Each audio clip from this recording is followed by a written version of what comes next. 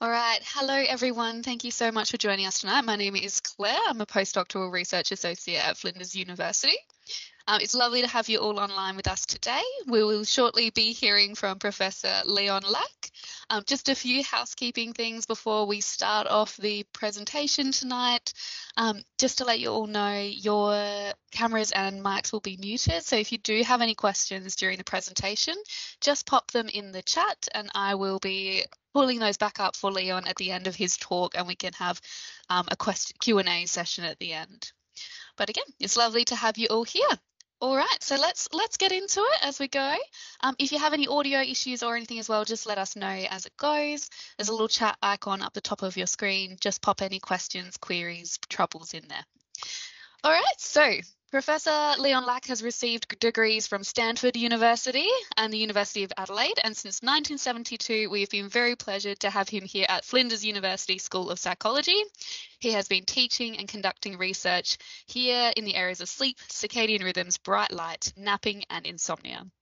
He has received many large research grants and published over 200 books, chapters, and articles.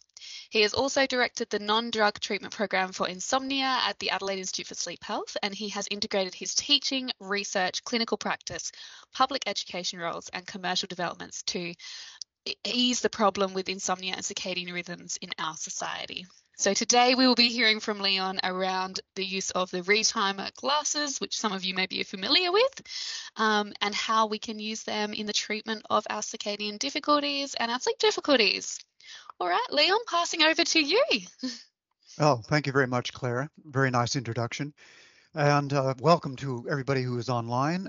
And again, we'll be willing to answer any questions that you have. We've collected a large number of questions beforehand already that you have, some people have sent in, and organized them into a few themes. So we'll be addressing those questions as well that people have sent in already. But we're certainly going to be open to any new questions that might be triggered off by my talk today, or that occur to you as we go through. Okay, so here's the team as it was a couple of years ago up in the upper right-hand corner here at Flinders University, all devoted really to some area of sleep and sleep disorders. So there are a lot of sort of more senior researchers, a lot of PhD students, and we call postdocs. So it's really a pretty exciting place to be right now. And some of you may, in fact, have seen the recent SBS program called Australia's Sleep Revolution, which focused really upon our laboratory exercises and activities here, where we took about 30 people with a mixture of different sleep disorders, some very complex ones with combinations of difficulties, and tried to treat them. Dr. Michael Mosley from the UK was our star patient, and he had 3 different types of sleep disorders together. But I think we've pretty well fixed him. I haven't heard back from him recently. We ought to follow these people up after a year. It was filmed about a year ago, but it just went to air a couple of months ago. And if you haven't seen it, you still can see it on SBS online. It's called Australia's Sleep Revolution. It might be sort of nice for you to take a look at our activities here in a broader sense. But tonight, I'll be talking about things that are relevant to your purchase of the retimer glasses. The retimer glasses are designed specifically to address some types of sleeping difficulties, not all sleeping difficulties, but some types. And that's where I think this little lecture will be useful at showing you exactly how they can be used for the problems that you might be experiencing. All right, so let's get into it. First of all, I want to say a few things about the importance of sleep. I don't think I need to elaborate this very much. I think all of you have had experience of nights with very poor sleep and feeling a bit jaded the next day, but maybe you catch up on your sleep the following night, or maybe you're experiencing poor sleep almost every night and feeling fatigued, moody, irritable, and mildly depressed a lot of the time as a result of continuously poor sleep. So that would be insomnia, where you're not getting adequate sleep, even though you make an attempt to give yourself enough time in bed to do so. But sleep can affect all of these different aspects of our lives, our motivation, our mood, our performance, both of physical tasks and mental tasks. So we don't do as well generally if we have had poor sleep, particularly over a long period of time. But more importantly, your feelings of poor performance are probably stronger than your actual uh, objective performance. Because most people, even with sleeping disorders, when they're put into a challenging situation, they usually can perform at levels that are not very different than normal or people who are getting good sleep.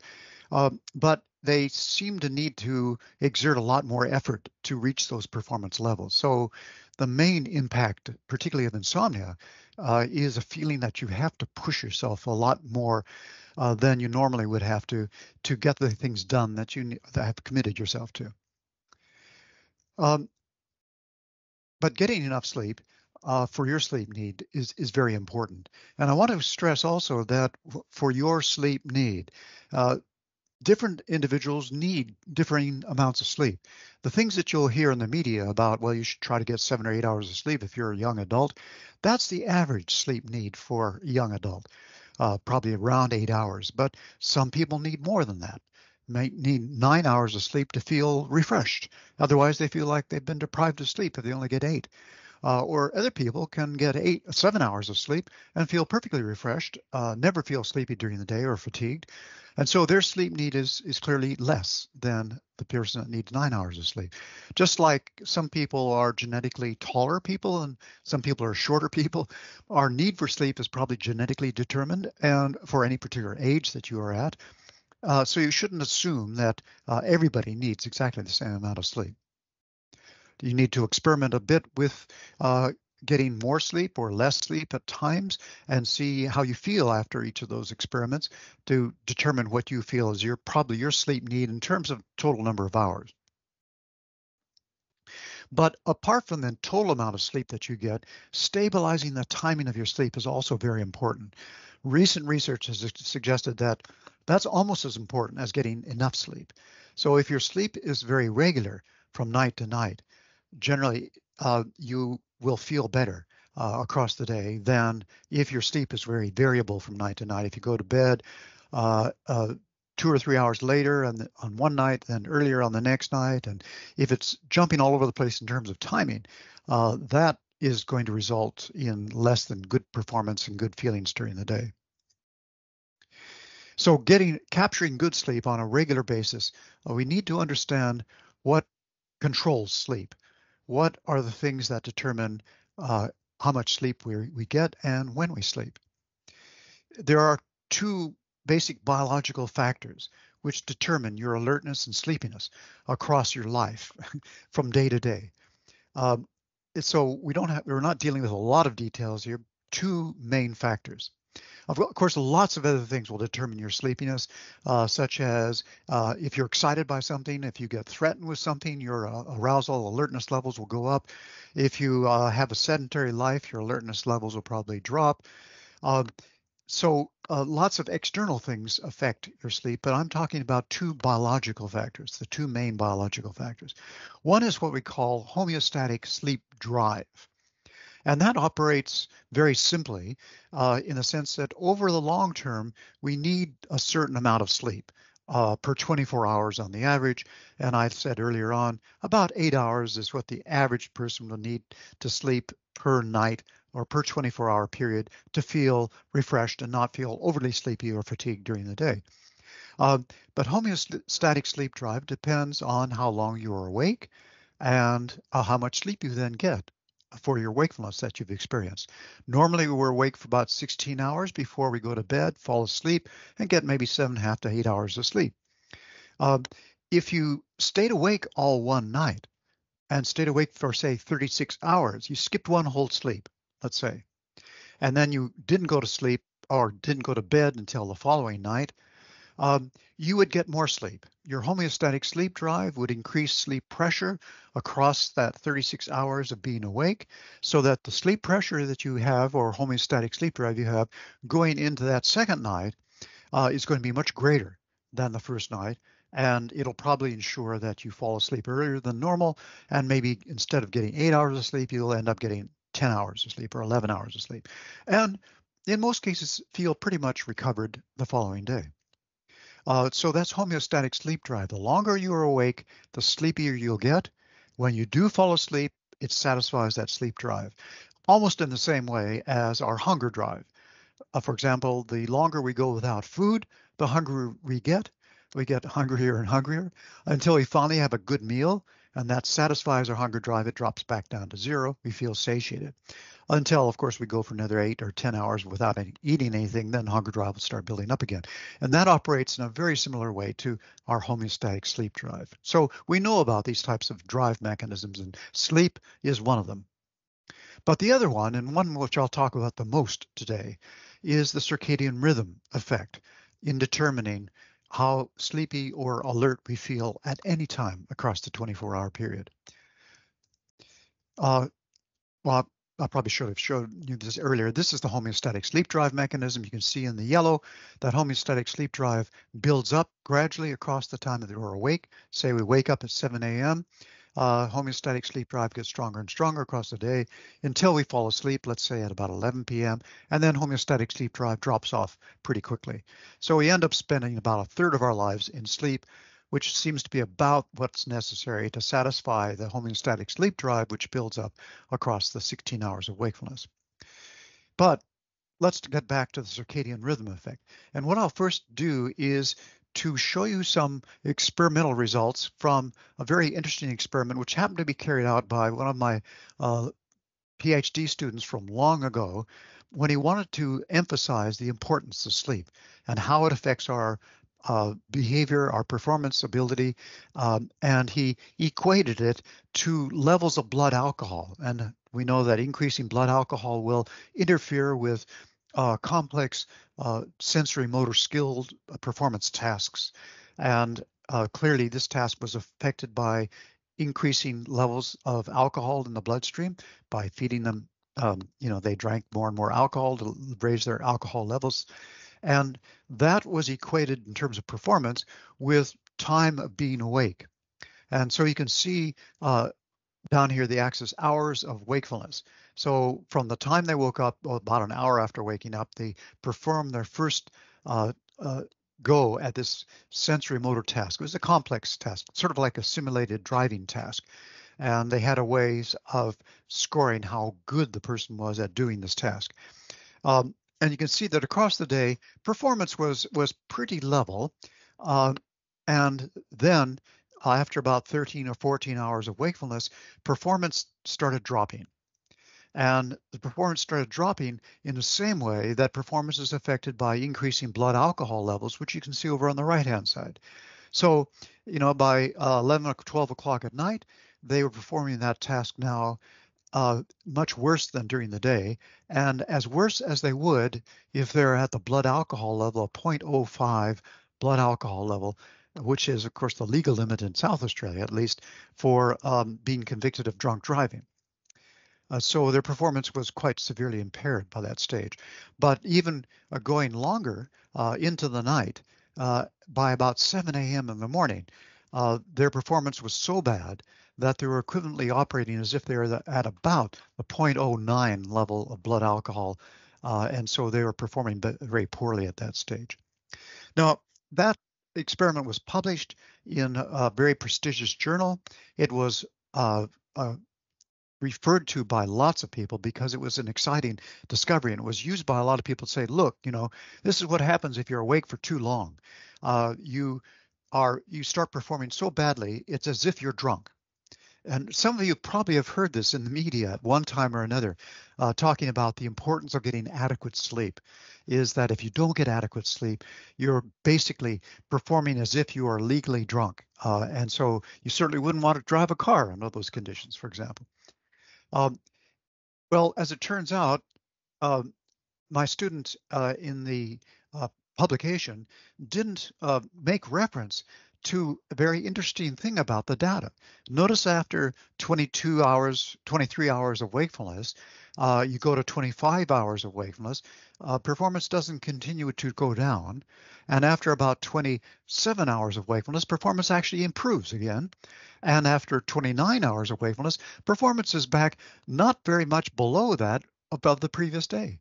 And if you draw a line across to 24 hours earlier, you'll see that performance has dropped a little from the previous 24 hours of the performance of the task, but only a little bit. So that's the effect of being awake for 24 hours. Um, Whereas the very poor performance at 7 a.m. in the morning, it was really due to something else. And we know now it was due to the circadian rhythm effect. Um, And so the main outcome of this study really is to show you how your performance and your drowsiness and sleepiness can be increased so much by certain times of the 24-hour period by the circadian rhythm effect. All right, let me go back to what we mean by circadian. Circadian is a 24-hour rhythms. Circa means about, and dien is a day, 24 hours. So these are rhythms that oscillate, go up to reach their maximum, down into their minimum, back up to their maximum about 24 hours later. And these rhythms continue on across the 24-hour period. Even if you are in a perfectly stable experimental or laboratory environment with no changes, anything else in your external environment, things such as your body temperature would still go up and down and up and down on a 24-hour basis. Let me give you a few examples of that in just a minute. These things are ubiquitous. Almost any biological measure, hormonal, biochemical measure you can take, shows variation of up and down and up and down across the 24-hour period.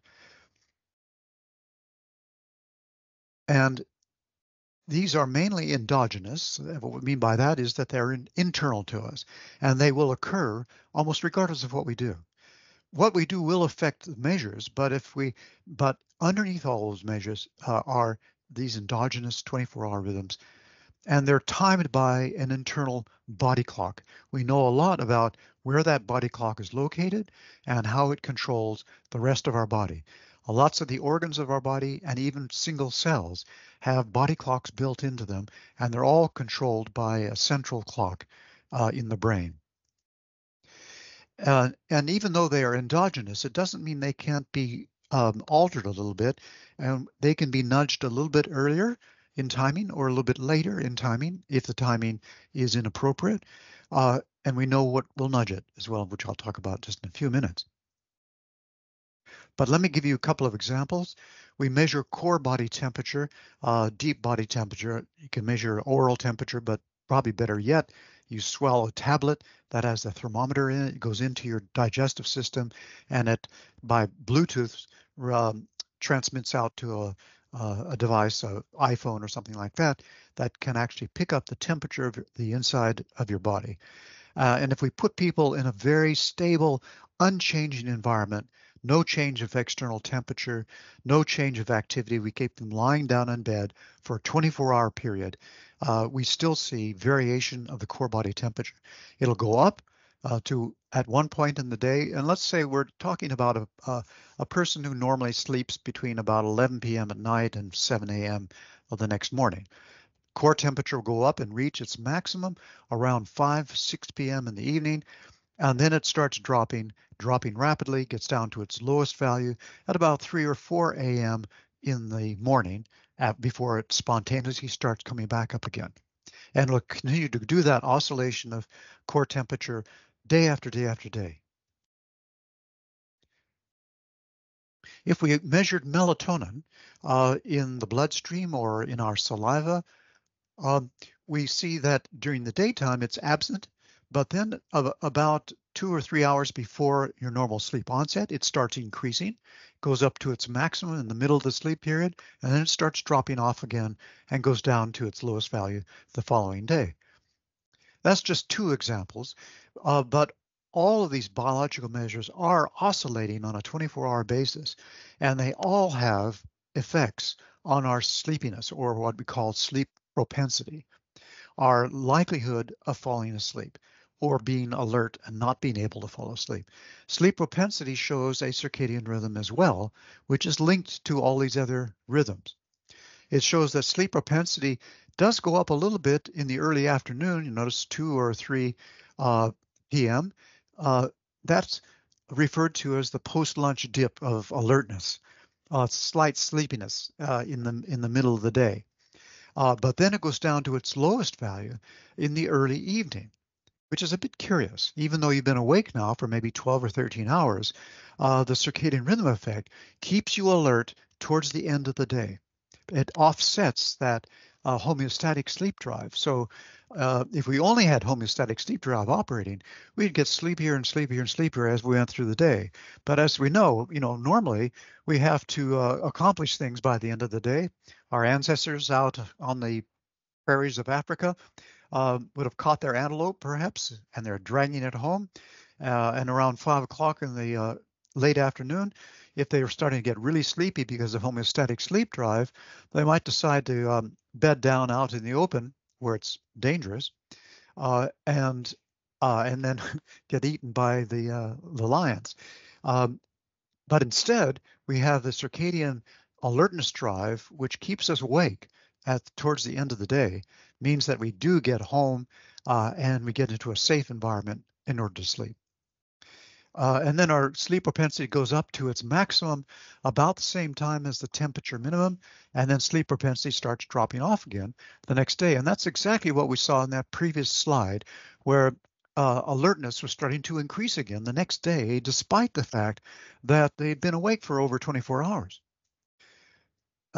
So that shows you the strength of the circadian rhythm in determining when we're sleepy and when we're alert. So here we have what we call the circadian bed. The best time to sleep is when core body temperature is low, melatonin is high, lots of other physiological changes are taking place to prepare the body really for feeling very sleepy. And there are other times of the day when our circadian rhythms keep us alert and awake. In the early evening, for example, and this we call a wake maintenance zone, whereas sleep is inhibited. If you try to go to bed at, say, 6 or 7 or 8 p.m. in the evening, you'll have a hard time falling asleep then, compared to 3 or 4 hours later, where it'll be much easier. Likewise, in the morning, a couple of hours after waking up, is also difficult to fall asleep, and our circadian rhythms prepare us for the next day, and we call that the wake-up zone, where sleep is inhibited at that time too. And we'll refer to that for different types of insomnia due to a mistiming of the body clock. Now, I said earlier that we know a lot about this mechanism. The body clock is located in what's called the suprachiasmatic nucleus. Let's call it the SCN for short. And as you can see in the diagram there, the SCN is in the front part of the brain in what's called the hypothalamus, but you don't need to remember that for your essay or exam later on. But the important point is that it's very close to the eyes. It's only about 2 or 3 centimeters behind the eyes. And the anatomy of this is very well understood now. We now know that there are cells in the retinas of the eyes that send their output directly to the SCN, only a couple centimeters back behind the eyes. That's not what gives us vision as we know it, our ability to see patterns and see the visual world. That happens at the back of the brain. And until only a couple decades ago, we thought that all of the output from the eyes went to the back part of the brain to afford us visual perception, until we found some little fibers coming from the back of the retinas of the eyes going to the SCN in the front part of the brain.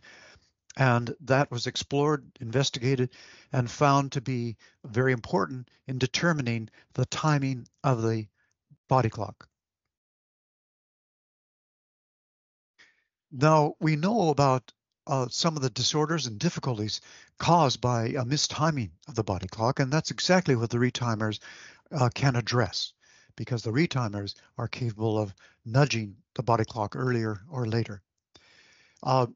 Delayed sleep-wake phase disorder is an extreme example of people who are evening types, people who become quite alert in the late evening, and if they went to bed at, say, midnight, they couldn't fall asleep easily then anyway. And they won't be able to fall asleep easily until a couple hours later. But of course, to get enough sleep, they've got to sleep until maybe 10 a.m. in the morning.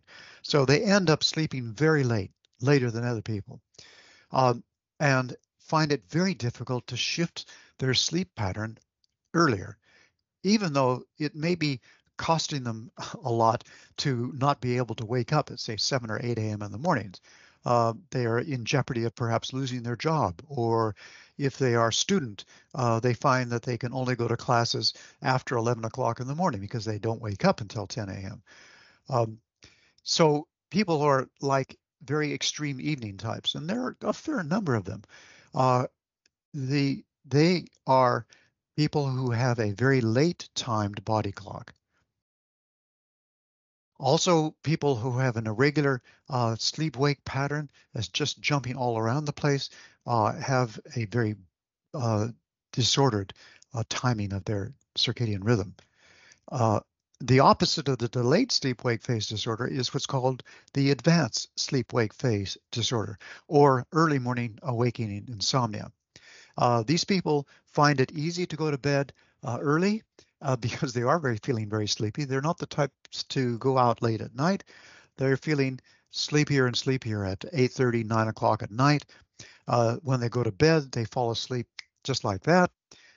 Don't ever have problems falling asleep, but then they might wake up at 2 or 3 a.m. in the morning after 5 or 6 hours of sleep and find it very difficult to get back off to sleep again. So they find themselves sleeping earlier than they'd like to. They don't enjoy waking up at 2 a.m. in the morning. Everybody else is fully asleep and will be for another 3 or 4 hours. So this early morning awakening insomnia, we now know is associated with a circadian rhythm that's timed too early. Now you can ask the question, why is it timed too early? We'll get to that a little bit later. But um, nevertheless, being timed too early, they come into their wake up zone at 3 or 4 a.m. in the morning when the circadian rhythm now says, okay, it's time to wake up. And they wake up not having achieved enough total sleep. And so they are not getting enough sleep and suffering this type of insomnia. Another problem with circadian timing is shift work disorder. People that go on to, say, the night shift find it very difficult to get through the night without falling asleep.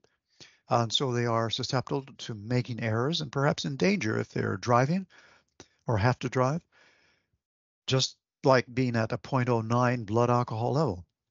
But then they're allowed to go home in the morning and sleep during the day. They find this pretty challenging because sleeping during the day when our circadian rhythms are telling us you should be awake, you don't get adequate sleep. And so you can't satisfy that homeostatic sleep drive. And they're trying to perform and do work across the nighttime when your body is telling you you should be asleep. And so you're finding it difficult to stay alert, stay awake. Then jet lag is something that maybe quite a few of you, if you haven't done night shift work, you might have flown across many time zones and experienced what we call jet lag. That arises partly at least acutely, from the lack of sleep perhaps on the plane. Um, but when you do arrive and you finally get recovery sleep from not having slept well on the plane, you nevertheless find yourself, if you say fly from here to Europe, you'll find yourself getting really sleepy in the afternoons in Europe uh, and wanting to go to bed earlier than normal, finding it difficult to stay awake, and then waking up much earlier than normal. So your body clock is still on Australian time, and it takes a while to readjust the timing of your body clock. If you try to force yourself to stay awake across the full day and sleep in the nighttime of your destination, it doesn't go well. And you feel that jet lag or that desynchrony between your internal body clock and the external world until your internal body clock finally readjusts to your destination environment. And then you feel like, oh, now I feel normal again. That might take, though, several days to up to a week to adjust, depending on which direction you fly and how many time zones you cross. And then seasonal affective disorder, it's called, or SAD for short, or an earlier term is called winter depression. It seems to be a mild form of depression that comes on to people on a regular annual basis in the late autumn and winter. And it was suspected it might have something to do with the decreased amount of ambient light in the environment in the wintertime, particularly at high latitudes away from the equator, where you may only get 5 or 6 hours of light across the day and up to 18 or 19 hours of darkness. That reduced ambient light may make it difficult to remain synchronized with the rotation of the Earth, with a 24-hour work sleep schedule. And so people may become desynchronized as a result of the lack of morning light, for example, and then be like the delayed sleep phase disorder individuals. And it's found that morning bright light is probably the best treatment for winter depression. Okay, but all these circadian rhythm sleep disorders can be treated by using bright light because we know that the body clock is sensitive to the light environment and can retime itself with getting light at the right time. Considerable research in other species and in humans has established that visual stimulation with bright light is probably the strongest Zeitgeber, it's called, German word for circadian time giver or circadian retimer. So light presented at the correct time can shift the timing of your body clock. The dimensions of light are the intensity. The stronger the effect. The duration of the light pulse. So if you get only light for 10 minutes, it'll have some beneficial effect, but if you get it for 30 minutes, it'll have 2 to 3 times the effect. If you have it for an hour, it'll have maybe 5 or 6 times the effect as you would get with 10 minutes of light. The timing of the pulse of light, however, when you give it, is a very important element to it. And a dimension of light that we experimented with is the color of light. Previous to research on different colors of light, light boxes were used which just gave out broad spectrum white light. Either incandescent light bulbs or fluorescent lights were used in a big light box, and those were used to show the retiming effects of light. But there then was some research done to find out, are there specific wavelengths of light that the whole circadian system is more sensitive to than others? And some of our earliest research was with looking at the different colors of light and which were the most effective. But just in general, the timing of light is very important for retiming the body clock. In general, simple terms, is that if you get exposed to light in the morning, just after waking up, it'll have the effect of shifting your body clock earlier in time. Maybe 15, 20 minutes or 30 minutes, depending on the brightness of the light, the length of the light pulse, and so forth. But if you give light in the evening, it'll have the opposite effect. It'll delay your circadian rhythm. And for people that are having difficulty getting off to sleep, partly because their circadian rhythm is delayed a bit, you don't want to delay it further by being exposed to bright light in the evening. So avoiding bright light in the evenings is important for that type of problem. So 24 years ago now, we were interested in devising a light device to provide light stimulation in order to retime the body clock with something other than these big light boxes with 200 watts of light in which you have to plug into the wall circuit and sit in front of for the length of time you need the light exposure. That's not easy because especially in the morning, if you've got things to do, you don't have very much time.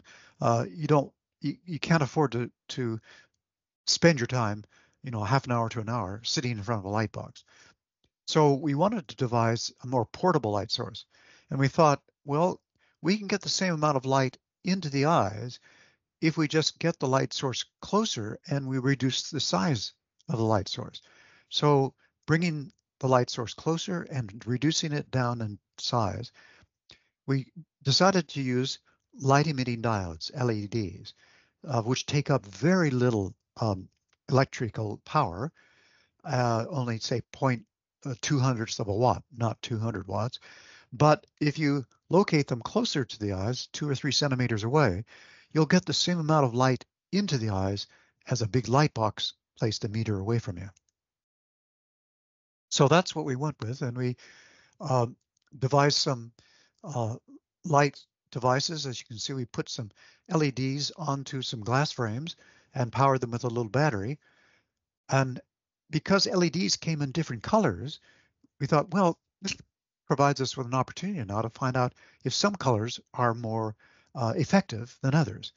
And indeed, so here's the big light boxes we were using with fluorescent lights behind them, and the new LED light glasses.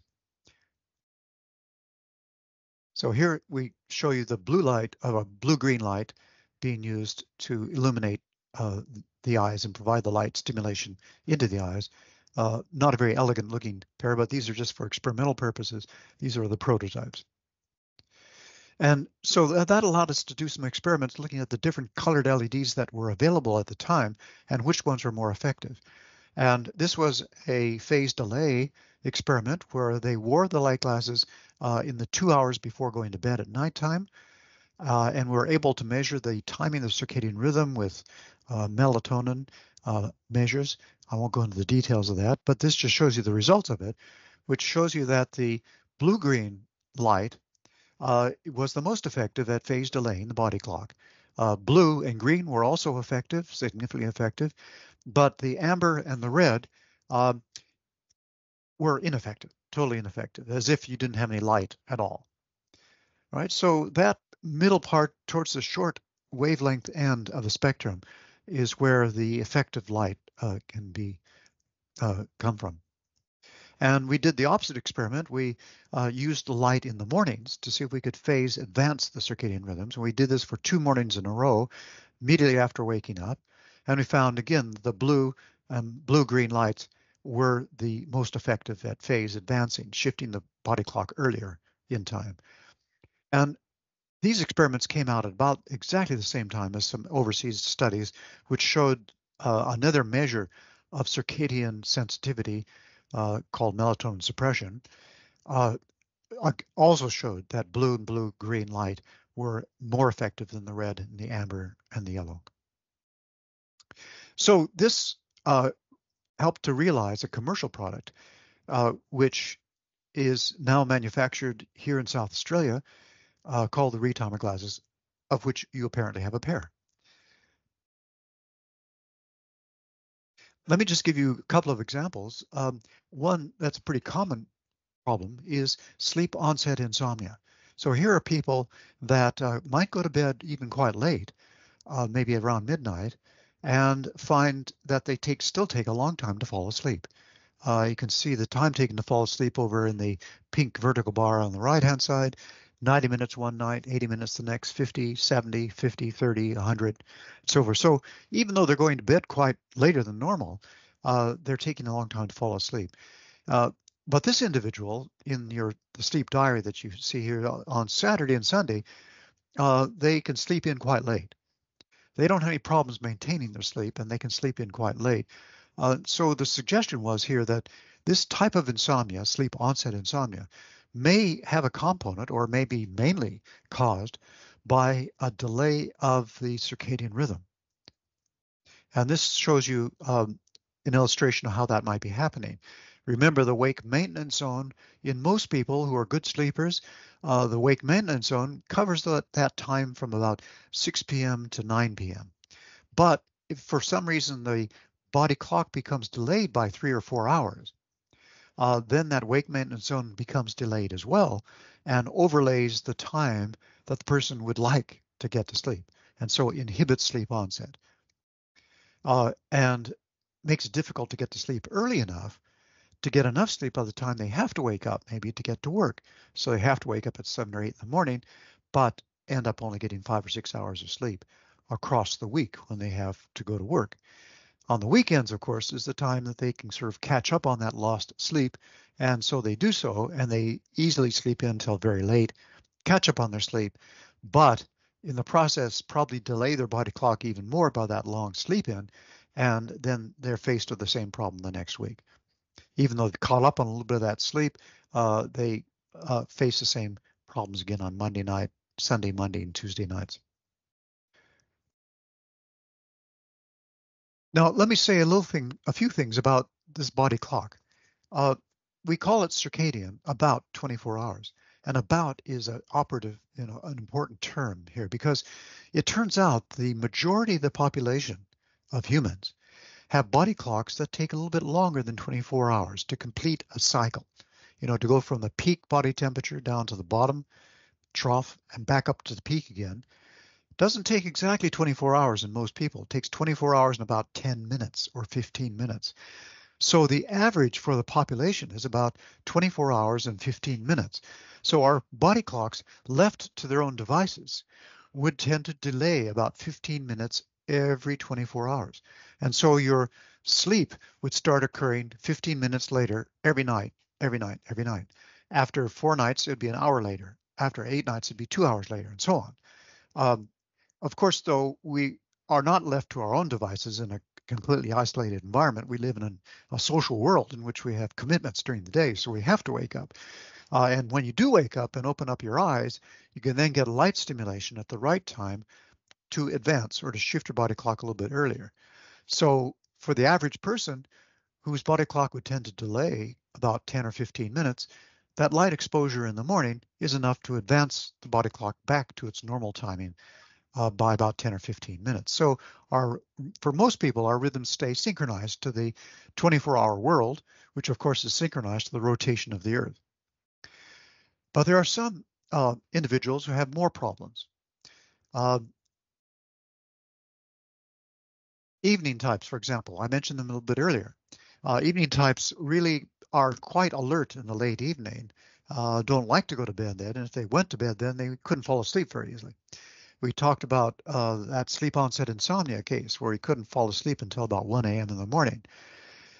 It turns out that these people, evening types, have a slower body clock, a body clock that ticks over a little bit more slowly, takes longer than 24 hours and 10 minutes to complete a cycle, but takes 24 hours and 20 minutes to complete a cycle. So they have a slightly stronger tendency for their body clock to delay every day. And that probably explains why they end up sleeping as late as they possibly can um, to get by in the world. But of course, if they have a work commitment the next day and they have to wake up at 7 a.m., but they're not able to get to sleep until 1 a.m., they're only getting 6 hours of sleep on work nights, and they build up a homeostatic sleep drive, which then they recover from by sleeping in very late on the weekend. But of course, sleeping in late means that their eyes stay closed and they don't get exposed to light, which is what they need to shift their body clock earlier in time to synchronize with the rest of the society. And so it allows the body clock to then delay by 20 minutes on those mornings that they sleep in late.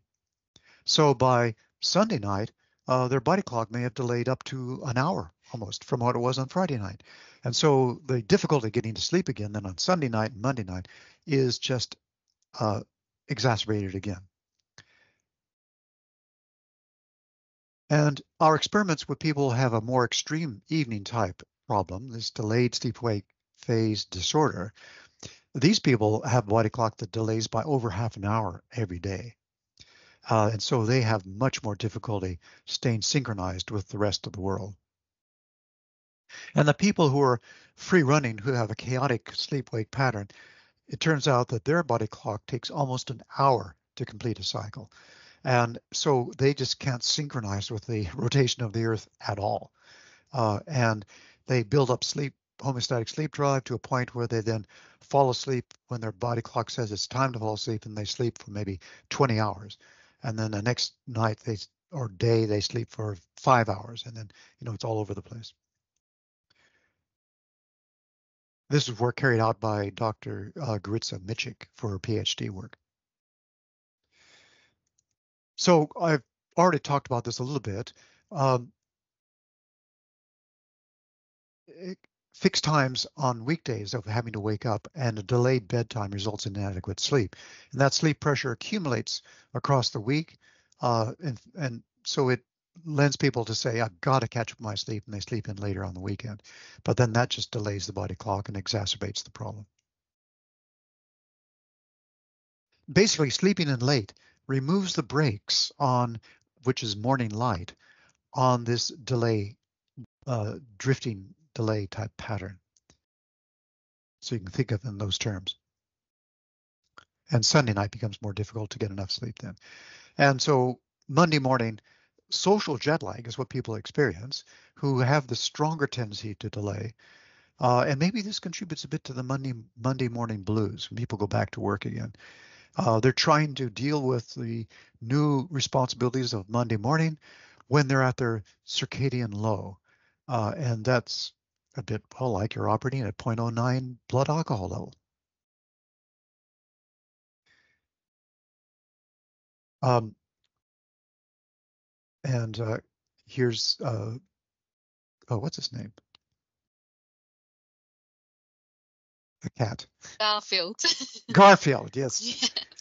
Yes. He has Monday morning blues all the time. So if he has things like this happening to him, he knows it's Monday.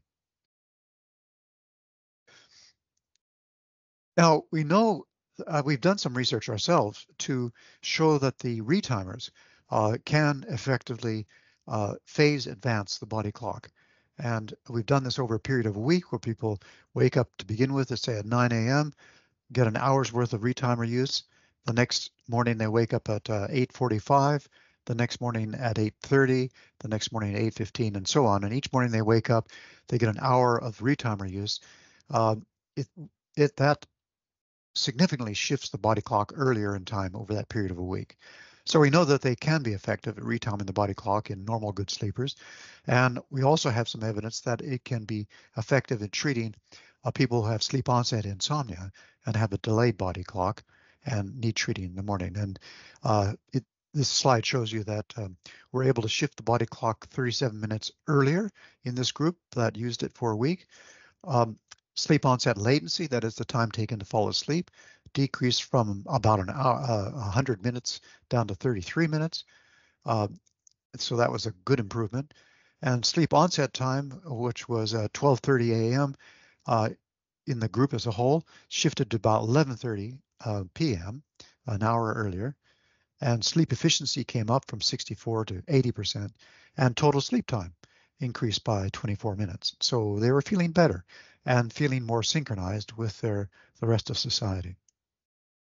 So in conclusion, we know that circadian rhythms are ubiquitous in humans and that it produces a very strong effect on when we feel sleepy and when we feel alert. A stronger effect, I'd say, than even time awake does across the 24-hour period. And there are stable differences between people in the timing of when they feel alert. There are morning types and evening types, and that the SCN in the hypothalamus is the master clock or the major clock responsible for timing the circadian rhythms in our bodies and maintaining stable phase relationships between them all, and that the SCN receives input from the eyes and is influenced directly by light, particularly the blue-green color of light. And it's totally unresponsive to amber or red. And bright light administered at appropriate times can be used to change the timing of your body clock and treat circadian rhythm disorders, or to adjust the circadian rhythm timing to provide optimal sleep and wakeful performance and mood. Okay, thank you very much for listening and for your attention. Now, I guess, Claire, you've collected Yes. some more questions. We might deal with perhaps some of the very popular questions that came in before tonight Yep. and deal with them. And maybe, I don't know, you are probably looking at the questions coming in over the talk Yeah. itself. Do they group into those same groupings to some extent too, or are they completely different questions? Some of them do. Some of them are a little bit different. So there's a Okay. few things. We might start off. Um, Yeah, good. All right, so we might start off, Leon, and thank you very much, everyone, for your attention. We'll just start a bit of a Q&A. I've got some questions here that came in before the talk, and then I know that some of you have popped in some things in the chat, so I'll get around to them as much as we can in the time we've got available.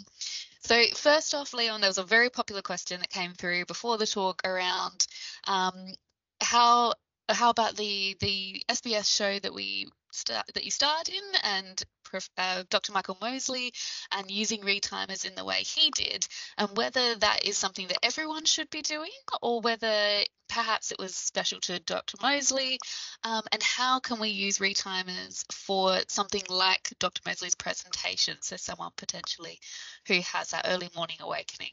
Yep, that's right. Well, it turns out, the symptoms he described were of early morning awakening insomnia. Uh, he found it very difficult to socialize in the evenings because he became increasingly tired and sleepy in the evening, and that was a bit of a problem for him as well, because he was expected to go out a lot, as a star, a celebrity. He had to make lots of appointments and meetings with people in the evening. And that was one of his problems. But his main problem was when he was at home normally, he would go to bed when he was starting to feel sleepy at around 9 o'clock, 8:30, 9 o'clock, which is earlier than normal, but have no problem falling asleep.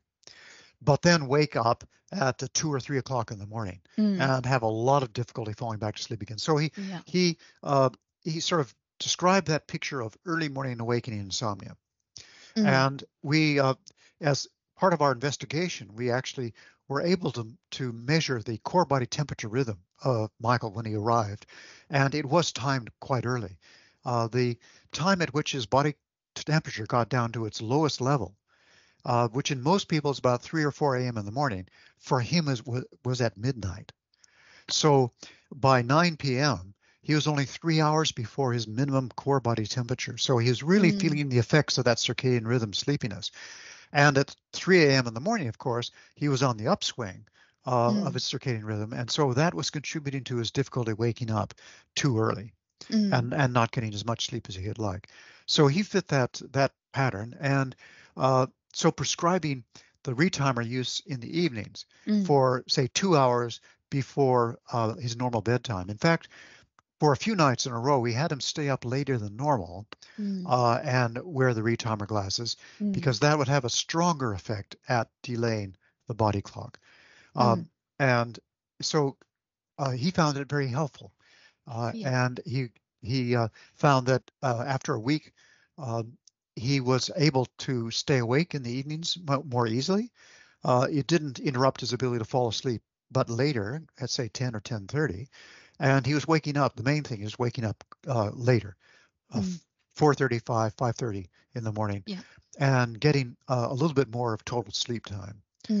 So that was an effective treatment in Michael Mosley. And so he was a good example of this early morning awakening insomnia due to an early timed rhythm, which could be treated with evening bright light. Yeah.